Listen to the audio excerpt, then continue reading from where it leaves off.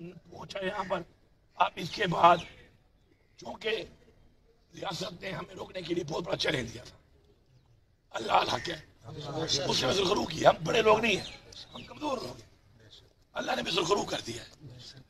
अब उसके बदले में ये कुछ करने का प्रोग्राम बना के बैठे थे, और ये कुछ करे नुकसान आपका हो तो समझो मेरा है, नुकसान उनका हो तो समझो हमारा है। वहां भी हमारे भाई ठीक है, नौकरी से मजबूर जरूर होंगे वो, लेकिन वो लोग उनके ही बच्चे हैं, या आपका रिश्तेदार है या मेरा रिश्तेदार है, तो पाकिस्तानी तो है ना, मजबूरी है उसकी।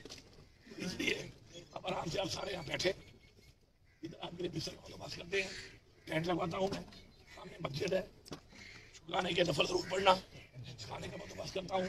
जो भी दोस्त आपके हैं, कोई बंदा अकेला जाके का हमने ऐलान किया हुआ है, उनको यहाँ से ला के यहाँ पे ले, ठीक है। फिर हम यहाँ पे हैं, इमरान खान जो हुक्म में देगा तो हम मौजूद हैं।